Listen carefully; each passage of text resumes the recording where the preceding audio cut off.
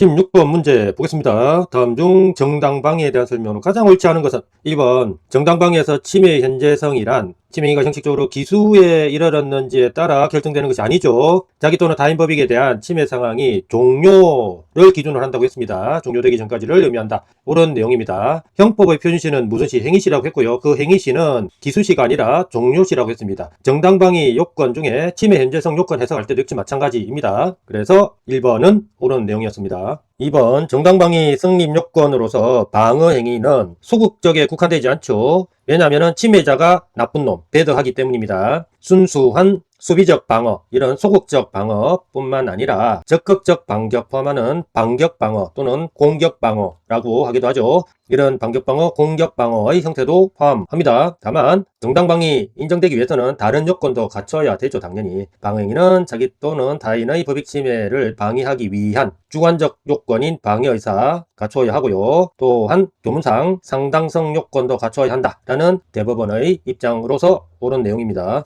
3번 지문은 굿배드 법칙 적용해버리면 1초 안에 풀 수 있는 내용입니다. 경찰관이 현행범 체포하는 과정에서 피해사실 요지나 체포 유동을 고지하지 않는 나사풀린 행위를 했죠. 등 적법 절차를 준수하지 않았다면 경찰관 굿배드, 배드 딱 체크하죠. 그러면 현행범이 그 체포를 면하려고 반항하는 과정에서 이 배드한 경찰관에게 이중한 치료를 요하는 상해를 가한 것은 경찰관이 배드이니까 굿배드 법칙에 따라서 그 상대방인 상해를 가한 현행범은 당연히 굿이 되고요. 처벌 불처벌 우리는 불처벌로 결론을 내리면 됩니다. 마무리 표현 확인하죠. 정당방위에 해당한다. 불처벌된다는 의미니까 옳은 내용입니다. 4번 지문은 몇 년 전에 정당방위 여부와 관련해서 사회적으로 좀 이슈가 되었던 도둑내사 사건 또는 빨래 건조대 사건으로 유명했던 그 판례 내용을 이렇게 각색해서 출제를 하신 것 같습니다. 그런데 이 사건의 구체적 내용은 대법원 판결문에는 적시되지 않았습니다. 대법원 판결문에서는 이 피고인의 상고를 기각한다. 그 내용이 전부였어요. 그래서 이 구체적인 내용을 알려면은 원심, 고등법원 판결문 내용을 들여다봐야 되는데 우리가 지금 바빠 죽겠는데 고등법원 판결문까지 볼 시간이 어디 있습니까? 따라서 이 내용 자체는 조금 생소할 수는 있습니다. 하지만 우리들한테는 하드 소프트 법칙이 있습니다.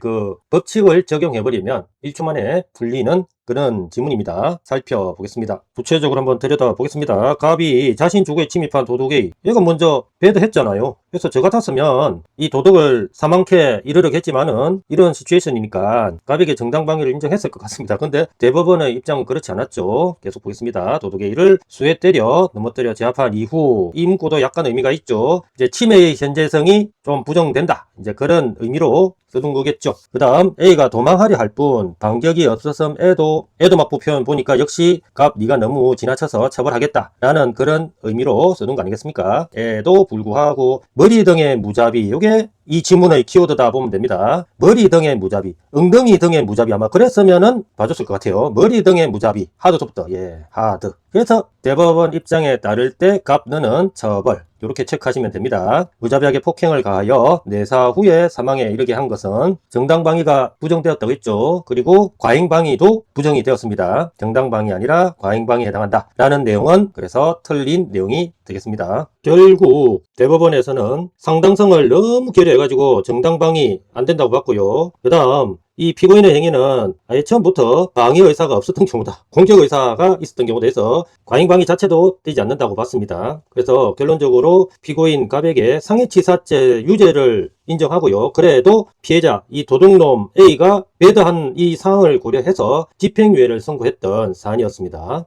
따라서 옳지 않은 것은 4번이죠. 17번 다음 중 기대 가능성에 대한 설명으로 가장 옳지 않은 것은 1번 부하 직원이 직무상 지휘복종 관계에 있는 직장 상사의 범법행위 하드 소프트 하드 처벌 적법행위 기대 가능성이 인정된다 라는 것은 처벌된다 라는 표현이니까 옳은 내용입니다. 2번 형법의 표준시는 무슨 시? 행위시라고 했고 형법의 표준인가는 평균인, 보통인, 통상인이라고 했죠. 적법행위 기대 가능성이 있는지 없는지 판단할 때 사실상은 누구 마음대로 판사 마음대로 지 마음대로 판단하면서 이제 지 마음대로 판단한다 이렇게 말해버리면 국민들로부터 맞겠죠. 객관성을 드러내기 위해서 이제 평균인 이런 걸 내세우는 겁니다. 적법행위 기대 가능성의 경우 행위 당시 형법의 표준시 행위시니까요. 구체적인 상황하에 행위자 대신 사회적 평균인, 보통인, 통상인 이렇게 다양하게도 표현하죠. 평균인을 두고 이 평균인 관점에서 기대 가능성 유무, 즉 처벌 불처벌 판단하여야 한다. 사실은 내 맘대로 메롱 뭐 그런 뜻이죠. 어쨌거나 내용은 옳습니다.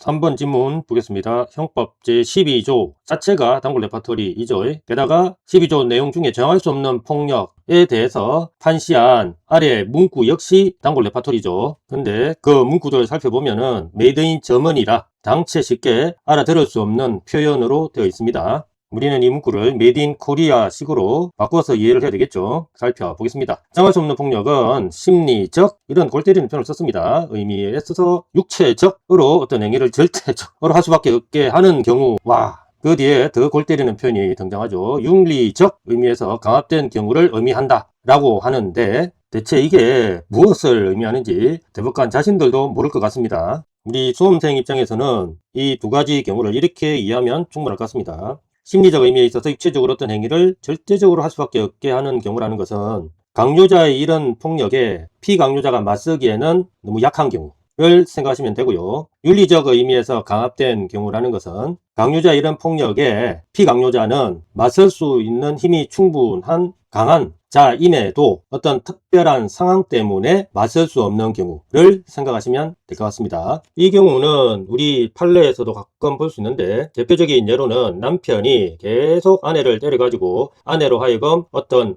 피해자에 대해서 무고를 하게 한 경우 그 사건 떠올리시면 될 것 같고요. 이 경우는 딱히 우리 판례에서는 볼 수가 없는 것 같습니다. 그냥 예전에 폭군 연산군이 자기 밑에 자기보다 힘센 똘마니들 시켜서 죄 없는 사람들을 무자비하게 사륙한 그러한 경우를 떠올리면 되지 않을까 생각이 듭니다. 어쨌든 3번 질문 내용은 판례 내용을 거의 복사 붙여넣기 한 수준으로서 옳은 내용입니다. 4번 질문은 하드 소프트 법칙 적용하면 단 1초 만에 풀 수 있는 수준의 이것이죠. 니코틴 사건으로 기억하면 됩니다. 니코틴 하드 소프트 하드 건강에 안 좋죠. 그러면 처벌이라는 결론에 우리는 도달하고요. 바로 마무리 표현으로 한번 가볼까요? 자, 법 준수를 요구하는 것을 기대할 수 없다. 기대 가능성이 부정된다라는 건데 불처벌된다라는 의미니까 우리들의 결론에 반하죠. 예, 우리는 벌써 니코틴 하드로 처벌이라고 결론 내렸습니다. 당연히 틀린 내용입니다. 근데 뭐 세부 내용 보면은 이놈은 전자담배를 제조를 하는데 그 당시 이제 전자담배 허가 기준이 없었나 봐요. 그러면 그 기존의 일반 담배 허가 기준은 준수를 해야 될 거 아닙니까? 이제 그러한 내용입니다. 전자담배 허가 기준이 없다고 일반 담배 허가 기준을 위반하면 된다 안 된다? 안 되겠죠. 예, 그냥 그런 내용인데 우리는 그런 세부적인 내용 알 필요도 없겠죠. 니코틴 하드 처벌 기대 가능성 인정 부정 기대 가능성 인정 예, 이렇게 정리하면 충분한 그런 판례 지문이었습니다. 결국 가장 옳지 않은 것은 4번이 되겠습니다. 18번 문제 보겠습니다. 다음 중 인과관계에 대한 설명으로 가장 옳지 않은 것은 교사자가 즉 이자는 피교사자로 하여금 범행 결의를 불러일으킨 자입니다.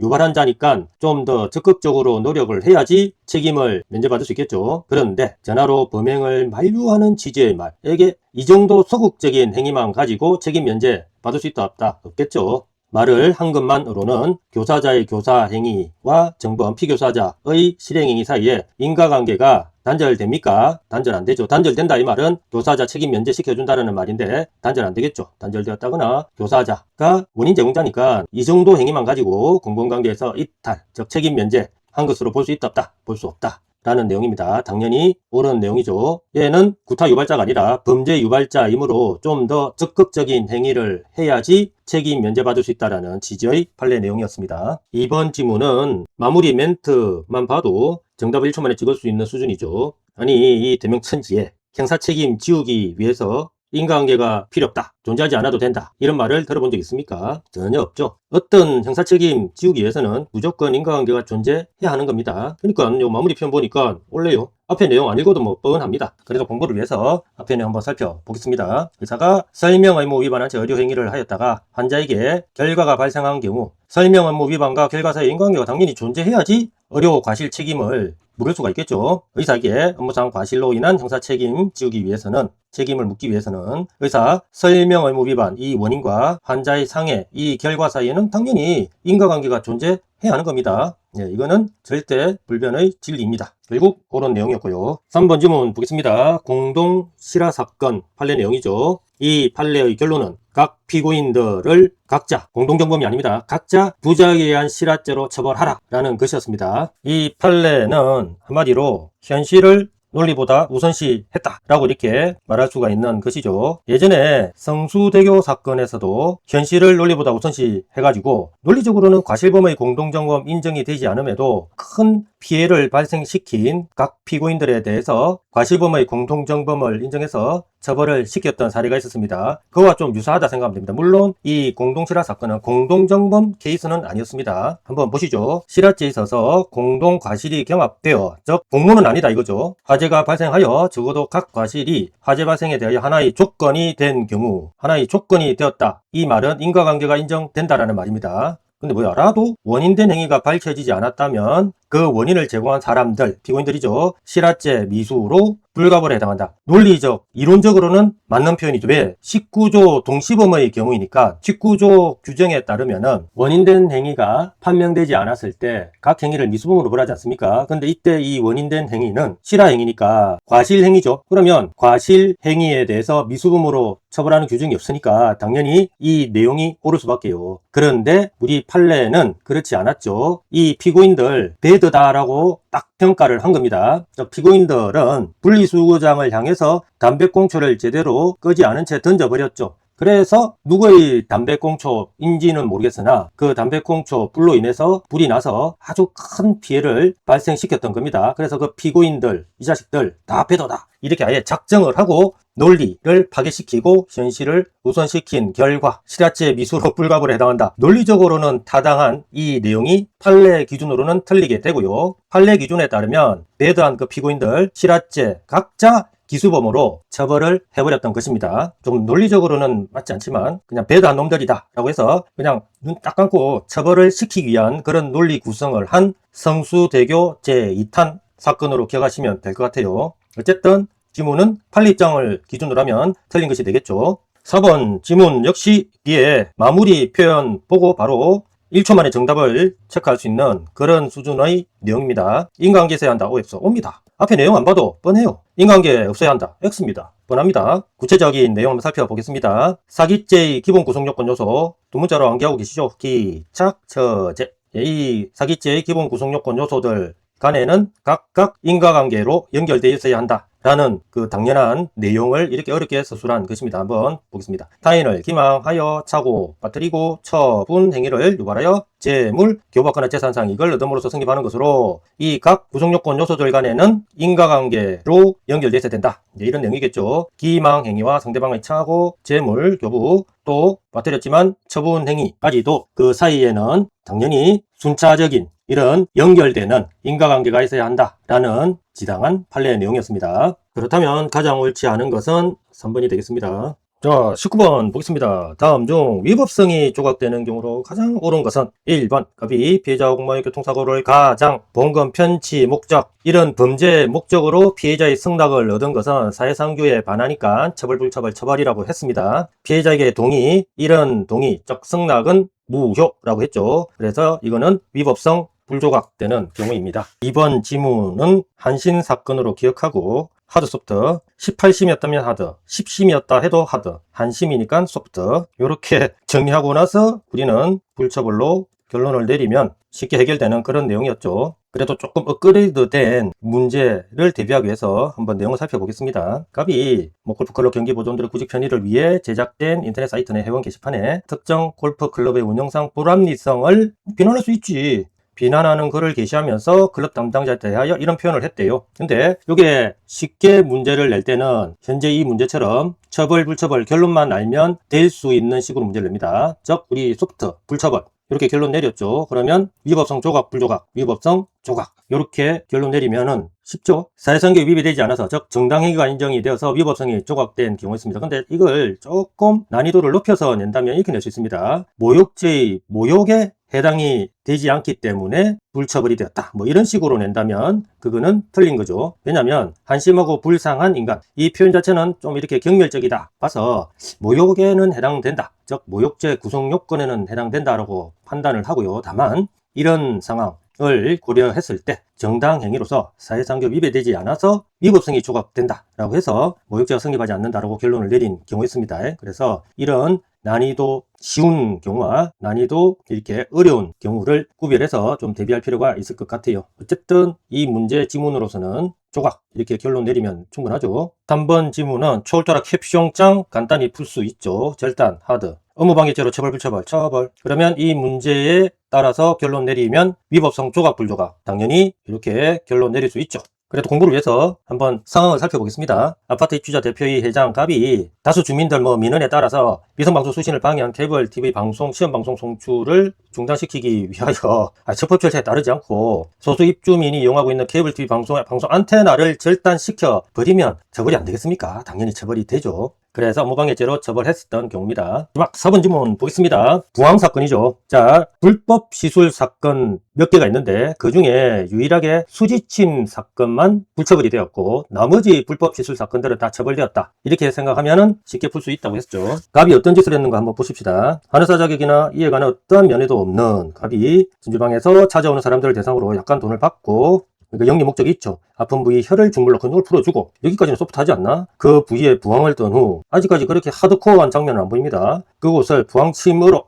이제 보이기 시작한다 찌르는 등 단순히 수지침 정도 수준에 그치지 아니하고 이제 하드한 장면이 나오겠습니다. 부항침과 부항을 이용하여 체내 혈액까지 밖으로 배출시키는 이런 시술을 해버립니다. 베리베리 하드하죠. 그러니까 당연히 처벌되었겠습니다. 그러면 이 문제에 따라서 결론을 내리면 조각, 불조각, 위법성, 불조각 이렇게 결론 내릴 수가 있겠습니다. 결국 위법성이 조각되는 경우로 가장 옳은 것은 그냥 위법성이 조각되는 경우는 이렇게 물어보면 될 거를 참 복잡하게도 물어봅니다. 어쨌든 위법성이 조각되는 경우로 가장 옳은 것은 2번이 되겠죠. 자, 마지막 20번 문제입니다. 다음 중 피의자 신문에 대한 설명으로 가장 옳지 않은 것은 1번 구속영장 발부에 의해 적법하게 구금된 피의자가 피의자 신문을 위한 출석 요구에 응하지 않으면서 수사기관 조사실에 출석하기를 거부한다면 많이 보던 내용이죠. 이렇게 이미 구속영장이 발부된 경우니까 이런 대김을 한다면 이런 강력한 구속영장 효력에 의해서 얘를 끌고 오면 되죠. 구속영장 효력에 피해자를 조사실로 끌고 오면 됩니다. 구인할 수 있다. 예,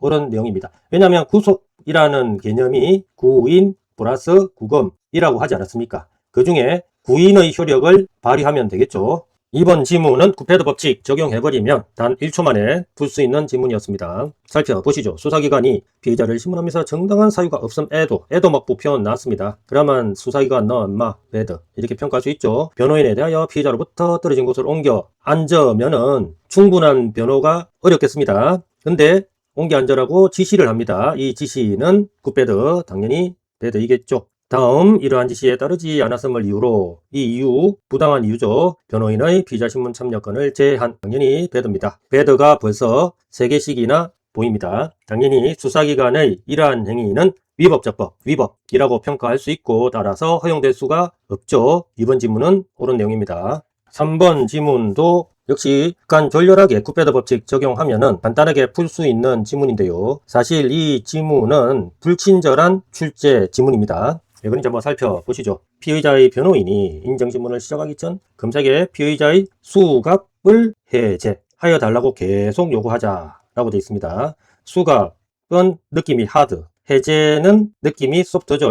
그러니까 왠지 지금 어떤 사유는 전혀 안 보이는데 느낌상 이 수갑 해제 요구는 굿배드, 굿해 보이죠. 일단 이렇게 졸렬하게 좀 체크를 하시고 계속 진행하죠. 근데 검사가 수사에 현저한 지장을 초래한다는 이유로 변호인을 퇴실시키는 것이 변호인 피의자 신문 참여권을 침해하는 것은 아니다라고 되어 있는데 아까 말씀드렸지만 약간 졸렬하게 굿배드 법칙 적용하겠습니다. 이미 수갑 하드, 해제 소프트. 그래서 이런 요구는 굿 평가했죠. 그러면 변호인은 굿으로 평가하고 반대 당사자인 검사는 자동적으로 배드다 이렇게 평가되는 겁니다. 그러면 약간 졸렬하지만은 변호인 퇴실시키는 것은 배드로서 위법적법, 위법이 되니까 당연히 변호인의 피해자 신문 참여권을 침해하는 것이어야 되죠. 근데 침해하는 것은 아니다 라고 되어 있으니 틀린 것으로 체크할 수 있는데 이게 왜 불친절한 출제였는가 하면은 아무리 봐도 수갑 착용에 관한 강제 사유가 있는지 없는지 관련된 내용이 보입니까? 안 보이는데 만약에 이 피해자에 대해서 수갑을 착용하도록 강제할 사유가 존재했다면 이런 퇴실 조치는 배드가 아니라 오히려 굿할 뻔했지 않습니까? 근데 착용 강제 사유 내용이 전혀 안 보여요. 즉, 이 피의자가 뭐 도주를 한다든지 자해를 한다든지 다른 사람 위해를 한다든지 그런 장면들이 안 보이는데 결국은 이 지문 자체를 틀린 지문으로 출제를 했죠. 친절합니까? 불친절. 어쨌든 조율 비법으로 그 느낌으로 이렇게 정답은 찾아낼 수 있습니다. 4번 지문은 우리 수업용 원칙인 최대한 인권 보장 원칙을 염두에 두면 쉽게 풀 수 있는 지문이죠. 이 내용은 헌법재판소 입장 내용입니다. 헌법재판소는 변호인의 피해자 신문 참여권도 결국은 변호인 자신의 헌법상 기본권으로 봐버립니다. 따라서 정당한 사유도 없이 변호인을 피해자 뒤에 앉으라고 요구한 그 자체가 기본권을 침해하는 위헌적인 조치다, 이렇게 판단을 해버리죠. 한번 살펴보죠. 변호인에게 피해자 신문 참여권을 인정하는 것은 피해자 등이 가지는 변호인의 조력 받을 권리와 밀접하죠. 받을 권리를 충실하게 보장하려는 이유도 있지만 헌법재판소에서는 이 권리를 무려 변호인 자신의 헌법상 기본권으로 봐버리기 때문에 정당한 사유 없이 야 변호인 너 피의자 뒤에 앉아 있어 라고 하는 조치는 무려 위헌적인 조치로 봐버린다고 했습니다. 따라서 기본권을 보장하기 위하여 인정되는 권리라고 볼 수도 있다 라는 내용은 옳은 내용입니다. 결국 가장 옳지 않은 것은 3번이 되겠습니다.